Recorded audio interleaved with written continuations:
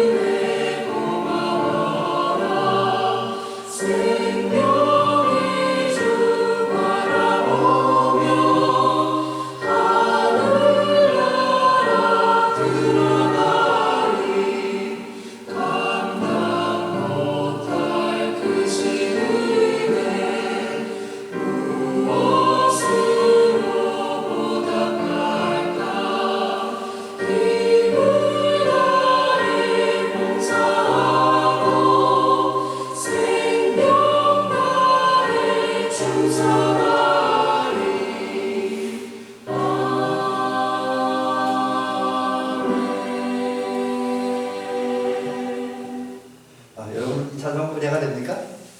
여기 보니까 제가 자세히는 설명을 못 드리고 여기 보니까 찬송에 우리를 향한 하나님의 은혜, 우리에게 베푸는 하나님의 은혜가 이쪽에 몇 가지 나타나는데 1절에서 보니까 죽을 죄인 살리셨다. 우리 죽을 죄인 우리 살리셨다. 그 다음에 2절에 보니까 여기 병든 이몸 고쳐줬다는데 여기는 영적, 육적 병은 다 포함하고 있겠죠. 그 병을 고쳐줘 무슨 은혜를 주셨다. 그리고 또 연약한 부족한 우리들을 불러주셔서 귀한 사명 맡기신 것도 하나님입니다. 그런 사명을 주신 은혜를 찬양하고 있고요. 그 다음에 하나님의 자녀를 삼으신 은혜를 주셨다. 이렇게 이 찬양은 노래하고 있습니다. 그런데 이제 우리는 이런 하나님의 은혜를 통해서 이제 귀한 복을 받았습니다. 주님의 은혜로 복을 받았는데 이제 그 중에 받은 은혜에 잠깐 이렇게 살펴보면 우리가 이제 제일 먼저는 정죄를 당하지 않는다. 제가 이 자막은 나눠놓지 않았습니다. 근데 우리가 받은 은혜 중에 하나가 정죄를 당하지 않는다. 죄인이라는 취급과 인정과 형벌을 당하지 않는다. 왜냐하면 주님께서 주신 생명과 성령의 복으로 이제 우리가 죄송합니다. 우리가 죄와 사망의 법에서 해방을 받았기 때문이다. 다른 말로 쉽게 얘기하면 구원받았기 때문이다 라는 것이죠. 그 다음에 하나님의 은혜로 우리가 받은 은혜는 고린도후서 5장 17절에 보면 새로운 피조물이 되었다. 보라 이전 것이 지나갔으니 새 것이 되었다. 그 다음에 누구든지 그리스도 안에 있으면 새로운 피조물이다. 여기 특별히 그리스도 안에 있으면 새로운 피조물이다. 그러니까 우리가 주님을 마음에 모시고 내가 주님을 찾고 주님 안에 머무르면서 기도와 묵상을 통해서 주님과 교제를 함으로써 이제 하나님의 은혜로 새로운 피조물, 다시 말씀드리면 하늘의 사람, 예수의 사람으로 새롭게 태어났다. 다른 말은 거듭났다고 하는 거지요. 그래서 자막에는 제가 그리스도와 영적 교제함으로 새로운 존재, 곧 거듭난 자가 되었다라는 것이죠. 자, 거듭난 자가 되었기 때문에 우리는 이제 큰 은혜를 받았는데 이 거듭남도 우리의 의지나 노력이나 어떤 종교적인 열정에 의지된 것이 아니라 요한복음 3장 3절과 5절에 기록된 예수님의 말씀에 의하면 성령에 의해서, 성령의 역사에 의해서 우리의 거듭남이 시작되고 진행되어지고 완성됐다. 물론 이제 조금 더 다시 말씀드리겠습니다만 엄밀히 따져보면 우리가 한번 거듭나는 은혜를 체험했다고 해서 거듭남이 완성된 건 아닙니다. 이제 그건 제가 다시 비유로 말씀드립니다. 그리고 이제 어쨌든 시작은 됐잖아요. 거듭남으로서 이제 하나님 나라 백성을 새롭게 태어나고 그 하나님 나라의 백성으로서 삶이 시작되었기 때문에 천국 백성이 되는 거죠. 그런데 이제 지난주 말씀 그리고 오늘 본문 요한일서 3장 9절 말씀에 의하면 저와 여러분들이 이렇게 거듭남으로써 권세 있는 그리스도인이 된다. 권세 있는 그리스도인이 되는데 그 권세가 뭐냐? 이제 원래 권세라는 말은 힘과 위력, 위세 그런 뜻도 있고요. 그 다음에 선택의 자유가 이루어졌다. 또 이제 통치력이 있다, 권력자가 있다. 그래서 제가 지금 여기 성경 원어 헬라어로 하나 달아놨습니다. 써놨는데 엑수시아라고 하는데 이게 이제 한글하고 조금 의미가 다르더라고요. 여기 제가 왼쪽에 한글로는 이 사전을 찾아보니까 권력이라는 말이 권세라는 말이 힘, 권력, 위세라고 하는 말로 번역되어 있고요. 원어를 보니까 선택의 자유, 통치력을 가진 사람, 또 권력자 이렇게 얘기를 해놨더라고요. 그러니까 조금 다른 의미가 있습니다. 그래서 이 말씀을 우리가 정리하면 거듭난 그리스도인 하나님의 은혜로 힘이 있고 권력 있는 그리스도인인데 그럼 그 권력이 뭐냐? 저 그리스도 안에서 이제 우리가 선택의 자유로운 선택을 할 수 있다. 특별히 예수님을 믿고 따르기를 선택하는 그런 자유가 우리에게 있다는 거죠. 그 다음에 주님의 주신 권력과 능력으로 의지해서 세상을 관리하고 다스리고 통치할 수 있는 그런 힘이, 그런 권력이 우리에게 있다는 거죠. 이게 이제 권세라는 말의 의미고요. 그런데 이거는 이제 일반적인 단어의 의미고요. 이제 오늘 본문으로 들어가서 특별히 요한일서 3장 9절에 의하면 우리 지난주에 말씀드렸었는데 우리가 거듭난 결과 가진 권세는 뭐냐? 거듭나는 은혜를 입어서 가진 것에는 바로 죄를 짓지 않는 것이다. 죄를 짓지 않는 것, 죄를 이길 수 있다는 거죠. 그게 뭐 우리가 비범해서나 달라서가 아니라 하나님의 씨가 우리 안에 거하게 됩니다. 근데 하나님의 씨는 지난주에 말씀드리기를 말씀이라고 했습니다. 성경 말씀. 성경 말씀은 구원에 이르는 지혜를 주고 의로 교육함과 바르게 함과 책망하기 유익하잖아요. 그래서 이 하나님의 말씀에 굳건해져 있으면 죄에 빠지지 않습니다. 그래서 그 다윗은 시편 119편 9절을 통해서 청년이 121편인데 청년이 무엇으로 행실을 깨끗하게 하리까? 주의 말씀을 따릅니다. 주의 말씀. 다른 말로 주의 계명으로 이제 청년들이 곧 혈기왕성한. 그래서 열정도 있고 청년도 있지만 죄를 지을 가능성이 많은 사람들이 깨끗하게 살 수 있고 의롭게 살 수 있는 것은 하나님의 말씀이다. 그렇게 고백을 하고 있죠. 그래서 우리를 죄를 짓지 않게 하는 권세는 어디서 나오냐? 하나님의 씨가 우리 안에 있는데 그 하나님의 씨 중에 하나가 말씀이고 그 다음에 성령. 성령은 늘 우리 함께 하셔서 우리를 이렇게 때로는 격려하시고 위로하시고 또 책망하십니다. 그래서 성령 안에 거하면 또 말씀에 굳게 서 있으면 우리는 죄를 범하지 않고 설사 죄의 유혹을 받는다 할지라도 이제 죄를 이제 범하지 않고 죄를 물리치고 승리하면서 거듭난 그리스도의 특권을 누릴 수 있다라는 것이죠. 그래서 우리 대미교 성도들 속에는 이제 하나님의 말씀과 성령이라고 하는 하나님의 거룩하시고 충만한 그 하나님의 힘을 받아서 그 도움을 받아서 모든 유혹을 물리치고 또 죄와 싸워 승리하는 가운데 거듭난 그리스도인에서 의롭고 거룩한 삶을 살아가는 하늘나라 백성답게 살아가는 전기를 주의 이름으로 축원합니다. 그런데 이제 문제는 여기에 있습니다. 사람들 뭐 그중에 우리도 포함이 될 수 있어요. 이제 특별히 이제 은혜 받은 사람들이 하는 얘기가 있습니다. 그 오해에 대한 얘기를 먼저 말씀드리려고 합니다. 지난주에 우리가 이제 구원을 받으려면 또 하늘나라 들어가는 꼭 필요한 것이 우리가 주님부터 칭의의 은혜를 얻어야 된다. 의인으로 인정받아야 된다라는 말씀을 드렸고 그 다음에 이제 거듭나야 된다. 이제 물과 성령으로 거듭나야 된다 그랬습니다. 근데 이제 여기서 중요한 게 뭐냐면 칭의. 칭의는 우리가 이제 예수님으로부터 의롭다, 의인이라 인정받는 거 아닙니까? 그런데 이거는 짧은 시간에 이루어진다. 무슨 얘기냐면 우리가 하나님의 감동, 성령의 감동을 통해서 예수님을 영접하고 믿는 그 순간에 거기다 우리 좀 더 나가서 회개까지 하면 우리 죄가 용서받음으로 그 순간에 의인이라 인정을 받는다라고 하는 거죠. 그래서 칭의는 오랜 시간에 걸쳐서 뭐 단계를 거쳐서 이루어지는 것이 아니라 적어도 예수님을 확실하게 믿고 영접하는 순간, 그래서 예수님과 내가 하나가 되는 순간, 그리고 예수님과 나와 바른 관계가 정립이 되는 순간 우리는 의인이 되어진다는 거죠. 의인을 인정받는다. 근데 거듭남은 조금 다릅니다. 거듭남은 한 번에 이루어진 사건이 아닙니다. 그래서 이거 지난주에 이제 그 전에 언젠가 제가 이 아이의 성장 비교를 통해서 말씀드렸는데 여러분 아이가 태어나면 그 아이가 곧바로 장성한 어른이 되는 건 아니잖아요. 그죠?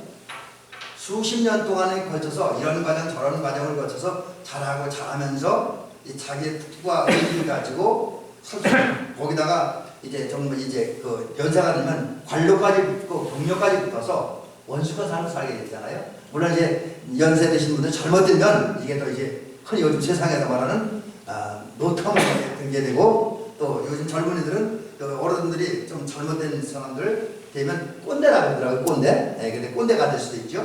근데 하여튼 그런 거 말고 이 아이가 태어나서 정상적으로 올바르게 성장하면 장성한 사람이 되잖아요. 그래서 정말 훌륭한 인격과 훌륭한 성품을 가지고 멋지게 사는 그런 인생이 되어지는 거죠. 거듭남도 그렇다고 하는 거죠. 거듭남은 한 번 거듭났다가 다 끝난 게 아닙니다. 처음 거듭난 것은 마치 어린아이가 어머니 뱃속에서 태의 문을 열고 세상에 나온 것 똑같다라고 하는 거지. 그래서 그 거듭난 것도 하나님의 사람으로 태어나게 됐지만 아직 어린아이의 단계에 불과합니다. 스스로 뭘 하기에는 아직 이른 단계라고 볼 수 있습니다. 그래서 우리가 그 원숙한 성도, 그 에베소서에 보면 그리스도의 장성한 분량이 있는 성도라고 했습니다. 다른 말하면 우리가 이제 성숙한 성도라고 하는데 적어도 성숙한 성은 예수님을 닮는 거예요. 예수님의 성품과 예수님의 사상과 예수님의 감정, 예수님의 삶을 닮는 거. 그 정도가 돼야 성숙한 성도가 되는 거죠. 그리고 하나님의 형상, 뭐 예를 들어서 하나님과 같은 그 감성, 성품, 뭐 그 영성, 뭐 이런 거, 그다음에 하나님을 바라보고 교제하는 이런 단계까지 가야 되는데, 그러려면 이제 그 정도까지 갔을 때, 그러니까 예수님을 완전히 닮고 하나님의 형상을 회복했을 때 거듭남이 완성되어졌다라고 이야기할 수 있습니다. 근데 이거는 한 번에 이루어지는 것이 아니라 지속적으로 성장해야 됩니다. 근데 어떤 분들도 이걸 부정하고 그냥 한 번 성령 체험하고 거듭나면 그 거듭남이 완성된다 그렇게 이야기하는 분들이 있는데, 제가 볼 때 제 경험, 개인적인 경험이나 또 우리 주변에는 많은 그 믿음의 사람들이나 아울러 이제 우리 앞서서 우리 기독교 그 역사 속에서 가장 큰 공헌하는 신학자들이나 목사님들, 성도들이 몇 년을 보면 그들의 신앙이 원숙한 단계에 성숙한 단계에 이를 때까지 끊임없이 성장해갔던 모습을 발견합니다. 그래서 저는 누가 뭐래도 거듭남은 한 번에 끝나는 것이 아니라 지속적으로 우리가 사는 동안 이루어져야 됩니다. 그래서 계속 성장해야 된다라고 하는 거죠. 그런데 성장하는 과정들을 가다 보면 이제 많은 위험성이 있습니다. 사실 사람들이 거듭나도 그래서 이제 죄를 짓지 않은 권세를 받았어도 완전하지 않다라고 하는 거죠. 왜냐하면 있습니다. 어떤 사람들은 한번 거듭나면 그 죄를 짓지 않는 권세를 받으면 다시는 죄를 짓지 않는다. 뭐 유혹도 받지 않는다. 그래서 성령 충만 받고 은사 받으면 완전하다. 뭐 죄도 안 짓고 정말 의롭고 거룩하게 산다. 이렇게 많은 분들이 이야기를 합니다. 그래서 제가 이 정확하게 성령 사람들이 거듭나면, 그래서 거듭나는 은혜를 받으면 다시는 죄를 짓지 않는다. 다시는 유혹을 받지 않는다. 죄의 유혹을 받지 않는다. 그렇게 생각한다는 거지. 또 그렇게 말들을 하고 그렇게 주장도 합니다. 하지만 여러분, 우리 성도들이 거듭났다고 해서 마귀들이니까 그렇게 살도록 내버려두지 않습니다. 어떻게든 마귀의 목적은 뭡니까? 하나님을 대적하고 하나님을 거스리고 또 하나님의 백성을 쓰러뜨리고 넘어뜨리는 게 마귀의 목적 아닙니까? 그러다 보니까 마귀는 거듭난 그리스도인에도 혹독한 일이 범죄하게 하고 쓰러뜨리게 하고 멸망케 하려고 혈안이 되어 있습니다. 그래서 그 모습을 성경은 그렇게 이렇게 있잖아요. 마귀가 우는 사자와 두루 삼킬자 찾는다. 그렇게 기록하고 있습니다. 그런 마귀의 역사 때문에 결국 거듭난 성도도 끊임없이 죄를 범할 수 있다는 거죠. 왜냐하면 이 마귀는 교묘한 모습으로, 교묘한 수단으로 우리 거듭난 그리스도인들에게도 그 죄를 짓지 않은 권세를 가진 그리스도인들이 접근해 온다라고 하는 거죠. 그 접근만 하는 것이 아니라 교묘하게 그리고 주요하게 거듭난 그리스도인도 유혹을 합니다. 그래서 거듭난 그리스도인들도 삶 속에서 실제로 계속적으로 끊임없이 이제 마귀로부터 또 세상으로부터 유혹을 받습니다. 그렇잖아요, 여러분. 우리 그 친구 목사님 하면 그런 얘기 하더라고요. 고난 주간일에서 이제 예수님을 고난 생각하면서 금식하려고 할 때, 금요일 날, 한 주간 동안 이제 한 끼 금식하고 금요일에 금식하려고 할 때만 이상하게 그때 따라 밥 먹을 일, 고기 먹을 일 더 많이 생기더라는 거지요. 그 교회 집사님, 목사님 오늘 식사하시죠? 전화하고 또 오늘 일에서 뭐 식사 못한다고 그러는데 또 얼마 있다가 다른 큰 교회니까 다른 권사님이 오늘 우리 집 고기 좀 있는데 고기 같이 드시죠? 뭐 이런 전화가 계속 오더라는 거예요. 그래서 거절하기 어려워.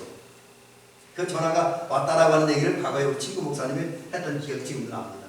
여러분 그렇습니다. 은혜 받았다고 해서 성령 체험했다고 해서 거듭났다고 해서 누르나라고 신앙생활 잘할 수 있는 게 아니죠.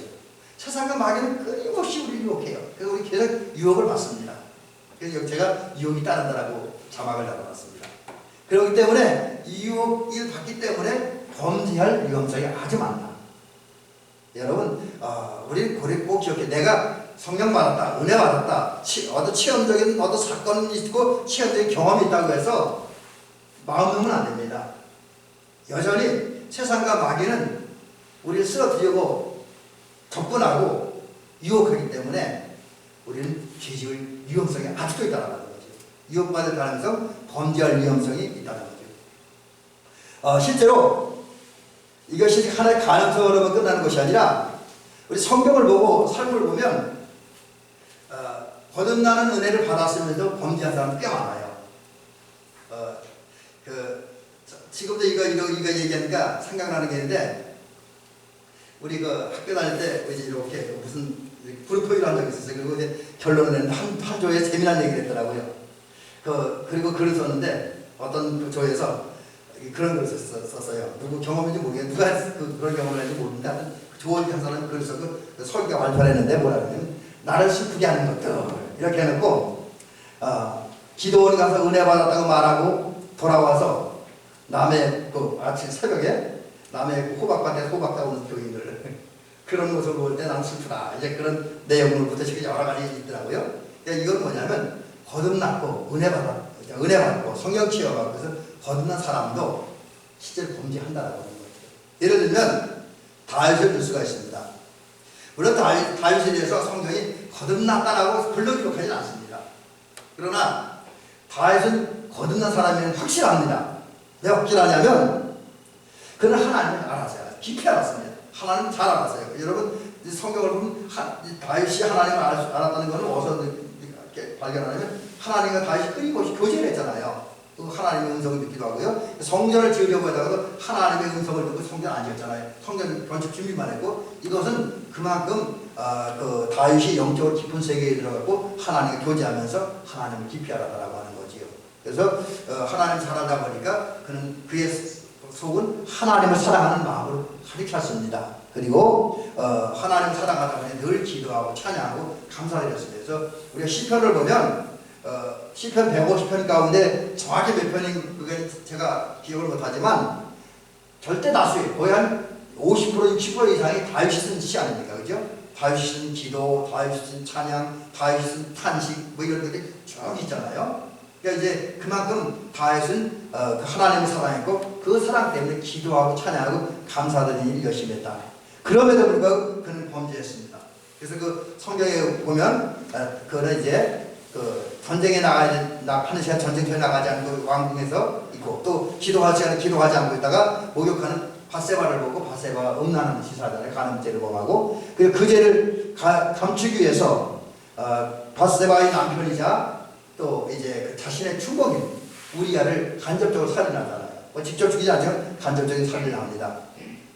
베드로의 경우도 그렇잖아요. 베드로는 예수님이 승천하신 다음에 너희는 예루살렘을 떠나지 말고 아버지 약속하신 걸 기다리라고 하는 주의 말씀을 듣고 오순절에 성령이 임하는 그날까지 약 열흘 정도를 마가의 다락방에 모여서 120분들과 마음을 합하여 기도에 전심전력했잖아요. 열심히 다해서 최선을 다해 기도했습니다. 그 결과 오순절날에만 성령을 체험했고 그 결과 능력 받고 거듭나면서 이제 그는 완전 새 사람이 되었습니다. 그럴 때에 한 번 설교로 3,000명을 회개시키기로 했고, 또 예수 그리스도의 이름으로 나면서부터 안전병이 된다를 일어나 걷게도 했습니다. 그런데 이런 그 베드로가 안디옥에 가서 이제 이방인들과 함께 식사를 합니다. 이방 교인들하고 함께 식사를 합니다. 그러던 중에 야고보 사도가 보낸 사람들이 온다라는 말을 듣고 그 식사 자리를 피합니다. 아주 급히 떠나요. 식사 중간에. 그러니까 이건 결례에 사실은 이방 사람들에게 결례인데, 왜 그랬냐면 야고보가 보낸 사람들이 이방인과 함께 식사하는 베드로를 보고 주의 종이 예수님의 제자가 이방인과 함께 식사한다는 책망을 듣고 비판을 듣는 것이 두려워서 그걸 피하기 위해서, 또 이방인과 식사한 베드로는 부정한 사람이다 라는 평가와 비판과 지적을 피하게 도망갔죠. 근데 이것은 하나님의 말씀에 어떤 것을 어기는 죄를 보면 음식으로 인해서 사람을 상하게 하지 말라는 하나님의 말씀을 정면으로 어긴 죄를 보냈다라고 하는 거죠. 뭐 그 외에도 이제 시간이 많으다 다른 얘기를 있으냐 그런 시간상 생략을 하겠습니다. 이와 같이 그 거듭난 사람들도 범죄할 수 있다라고 하는 거죠. 여러분이 은혜 체험하고 제가 은혜 체험하고 성령 체험하고 은사 받았고 뭐 놀라운 경험을 했다고 해서 우리는 완전하지 않습니다. 여전히 죄를 범할 위험성, 그리고 끊임없는 유혹을 받고 있습니다. 자, 그러면 왜 거듭나는 은혜를 받았고 죄를 이기는 권세까지 받았던 사람들이 이렇게 그 죄를 범하느냐? 이제 그 원인을 살펴보도록 합니다. 거듭난 자가 범죄하는 것은 오늘 그 성경에 자기를 지키지 않았기 때문이다. 여러분 오늘 주께서 분명히 말씀하십니다. 오늘 우리가 읽은 본문 중에 요한 1서 5장 18절에 보니까 하나님께로부터 난 자는 다시 범죄하지 아니하는 줄을 우리가 아노니 하나님께로부터 나신 자가 그를 지키심에, 여기 중요한 것입니다. 그를 지키심에 악한 자가 그를 만지지도 못합니다.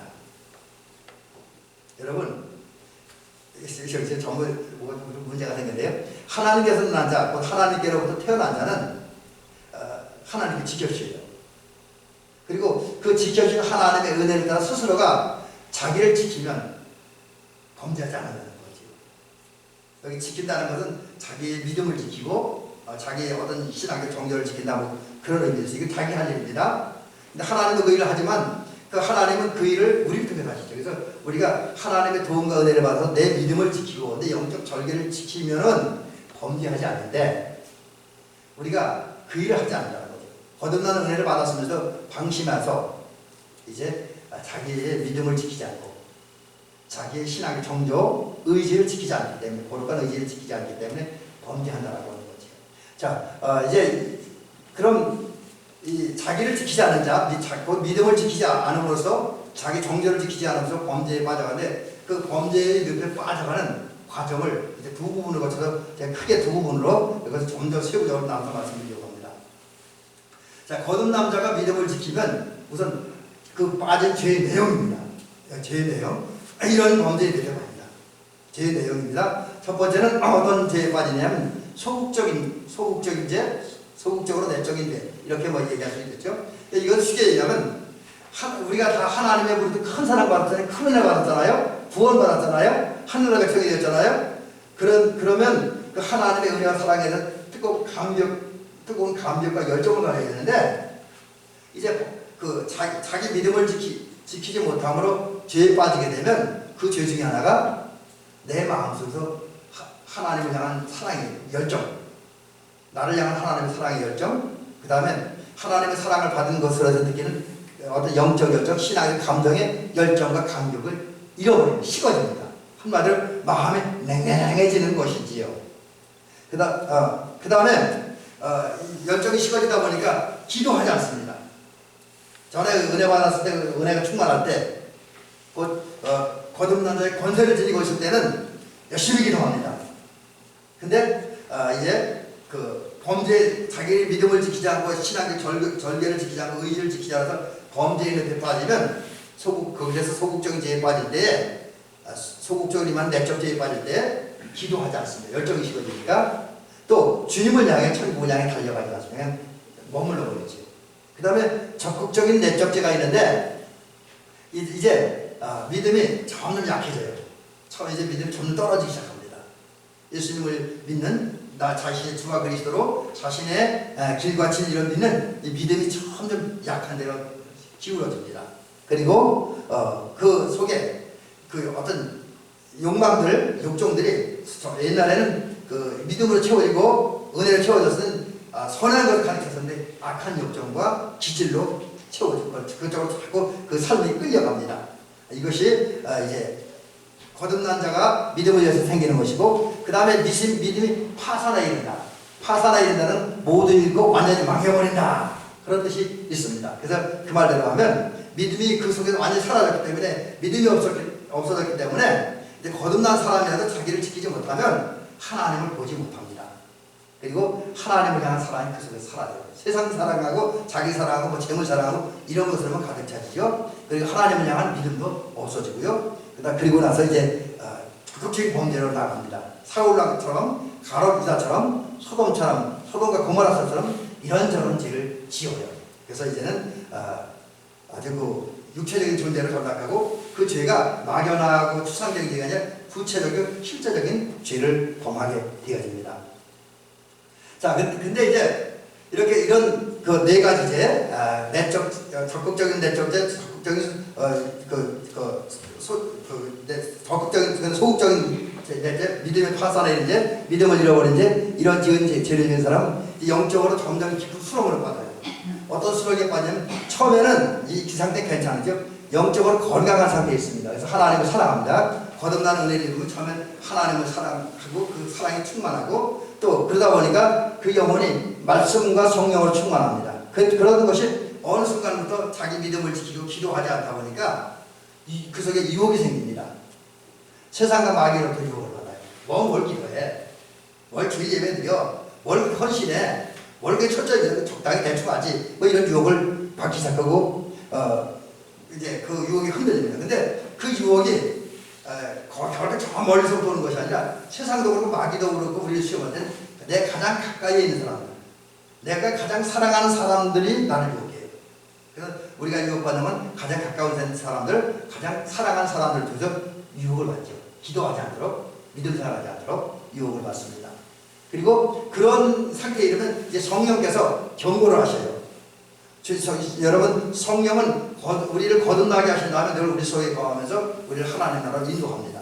주께로 인도합니다. 그런데 그럼에도 불구하고 성도들이 믿음을 잃고 영적으로 깊은 죄에 빠지고 늪에 빠져 들어갈 때 성령은 그냥 두지 않아요. 우리 유혹받고 흔들릴 때마다 깨어 기도하라고 하셔요. 깨어 기도. 지금 위험하니까 기도하라고. 그리고 범죄할 때 그 범죄야 라고 경고를 하십니다. 그렇지만 이제 죄에 한번 빠져들기 시작하면 유혹을 타협을 합니다. 성령이 기도하라고 그렇게 하면 안 된다고 경고하고 책망하는데 귀를 닫아버려요. 마음을 닫아버립니다. 눈을 닫아버립니다. 성령의 음성, 성령의 감동을 받질 않아요. 그래서 이제 은혜 받는 일 하지 않습니다. 기도하지 않고 전도도 하지 않고 교회 예배도 안 드리고 뭐 그렇게 되어지 은혜 받는 일 하지 않습니다. 그리고 이제 전에는 거룩한 의지를 가졌고 좀 신령한 의지를 가졌고 선한 뜻을 가졌는데 이거 다 죄에게 양보해버려요. 죄에 양보해버리고 죄를 따릅니다. 유혹에 넘어가죠. 결국 그래서 유혹에 타협하는 단계에 들어가고요. 그 다음에 이렇게 되면 성령이 슬퍼하시죠. 믿음이 잃고 사랑이 식어진 성도의 모습, 기도하지 않고 교회 나오지 않고 예배드리지 않고 이런 모습을 보면서 성령이 슬퍼하시고 끝나지 않고 한 걸음 내다가 질책하십니다. 잘못된 사람들 왜 그렇게 하냐고 책망하시고 질책하십니다. 그러나 여전히 이제 이 정도 되면 성령의 귀를 닫아놨잖아요. 아까 그랬잖아요. 그러다 보니까 성령을 그 속에서 소멸해버립니다. 왜? 성령이 소멸될 수밖에 없는 게 성령이 너 잘못했다 기도하라고 호소하는데 거기 떠나라고 호소하는데 그렇게 하면 안 된다고 하는데 그런 성령의 책망과 호소에 귀를 닫아고 마음을 닫아보니까 성령도 이제 이 사람은 어쩔 수 없는 거예요. 그 속에서 이제 스스로가 성령을 밖으로 내버리게 되면 그 속에 성령이 없는 상태가 되어집니다. 그리고 이제 마지막 단계에는 결국 이 정도까지가 믿음과 사랑을 완전히 잊어버리죠. 이제는 하나님의 사람을 사랑하는 게 아니라 거듭나는 은혜를 받았지만 근데 그것이 전에 얘기하고 옛이야기 가지고 이제 마귀가 범죄하게 되는 악한 욕망에 자기를 내어줍니다. 마귀에게 자기를 내어주고 범죄하는 욕망에 자기를 내어줍니다. 그래서 이제는 그러다 보니 감정, 순간적인 감정, 이권, 인간적인 생각과 방법을 따라 생활합니다. 그 결과 하나님 없는 생활을 하면 큰 죄를 저지르죠. 결국 이제 깊은 죄에 빠져 있고 하나님과 무관한 삶, 믿음과 사랑이 전혀 없는 삶을 산다. 이 정도 되면 아주 영적인 비기에 처한 겁니다. 이제 결론의 말씀으로 이런 말씀을 한번 드려보고 오늘 말씀 마치겠습니다. 자, 그러면 우리가 이 정도의 모습을 전락해 산다면 큰 비극입니다. 우리는 분명히 하나님의 은혜를 여러분 다 은혜 체험했을 것이고 성령 체험했을 것입니다. 비록 그 단계나 그 수준은 좀 차이가 있을지라도 우리 모두는 각각 나름대로의 은혜를 체험했으리라고 여겨집니다. 이런 우리들이 이제 아까와 같이 자기를 지키지 못함으로 깊은 범죄에 빠지고 완전히 믿음 없는 사람들, 주님께 관계없는 사람들이 산다고 하면 이건 비극이잖아요. 그렇지? 전에 구원받은 게 전에 거듭난 게 아무 소용없어요. 그 정도 되면 하늘나라 못 갑니다. 우리는 그렇게 살아서는 안 되잖아요. 우리는 거듭난 은혜를 주신 주께 감사하면서 거듭난 자의 권세를 누리면서 살아가야 됩니다. 그러기 위해서 우리가 해야 될 일은 그 하나님의 신, 말씀의 씨와 성령의 씨가 우리 안에서 계속 자라게 돼요. 그래서 처음 거듭났을 때 받은 그 성령을 더욱 채우고 또 하나님의 말씀을 더욱 채워야 됩니다. 그래서 말씀이 우리 안에 우리 생각이 우리 영혼이 하나님의 말씀과 성령을 가득 채워지게 해야 됩니다. 그런 다음에 성령의 인도와 말씀의 지시를 따라서 우리가 은혜와는 필요한 은혜의 도구들을 은총의 선을 최대한 활용해야 된다는 거죠. 항상 그리고 끊임없이 기도해야 됩니다. 우리 바울 사도가 얘기했잖아요. 쉬지 말고 기도하라. 예수님도 항상 기도하라고 말씀하셨는데 낙심하지 말고 그 말씀을 기도하고 그 다음에 우리의 생명의 양식이 되는 구원의 지혜를 하나님의 말씀 성경을 부지런히 읽고 듣고 들어야 된다는 거죠. 그 다음에 우리가 더 깊은 은혜의 세계에 들어가고 또 거듭난 자의 권세를 누리면 열정적으로 마음을 열고 입을 열고 소리를 얻어서 손뼉을 치면서 춤을 추며 하나님을 찬양해야 됩니다. 그리고 우리가 이제 은혜 받기 위해서 또 더 깊은 영적 세계를 들어가서 우리는 주님의 이름으로 모인 예배에 적극적으로 참석해야 되고 참석하는 것으로 끝나지 말고 적어도 우리의 몸을 하나님 기뻐하는 산제물로 드림으로 하나님 기뻐하는 영적 예배를 드려야 된다는 거죠. 그리고 우리 감리교회에서만 고백하는 건데 우리가 성만찬에도 적극적으로 참여해야 되고 그 다음에 이 얘기죠. 우리가 적어도 거듭난 자의 권세를 누리려고 더 큰 은혜 받아서 거듭난 자의 권세를 누리려면 주의 사랑을 실천해야 돼요. 그것이 이제 우리 바나바처럼 또 초대교회 성도처럼 하나님 내게 계신 그 모든 것을 가지고 어렵고 힘든 사람을 돕는 구제하는 일을 그래서 그들을 어려움에서 건져내서 부유함을 넉넉함으로 또 슬픔에서 기쁨으로 나아가게 만드는 그 저와 여러분들이 될 줄로 믿습니다. 이제 말씀 마치겠습니다. 여러분 하나님 우리에게 거듭나는 은혜를 이미 주셨습니다. 그리고 그 거듭나는 은혜를 주신 주께서는 우리에게 죄를 이기는 권세를 주셨습니다. 따라서 우리가 우리의 믿음을 지키면 하나님의 시로 우리가 곧 하나님의 시 말씀과 성령으로 우리를 채우고 끊임없이 기도하고 찬양하고 예배드리고 주의 사랑을 실천하고 뭐 이런 거 하다 보면 우리는 하나님의 권세를 가지고 죄를 이길 수가 있습니다. 그래서 거듭난 자의 권세를 누리면서 의롭고 거룩하게 살 수가 있습니다.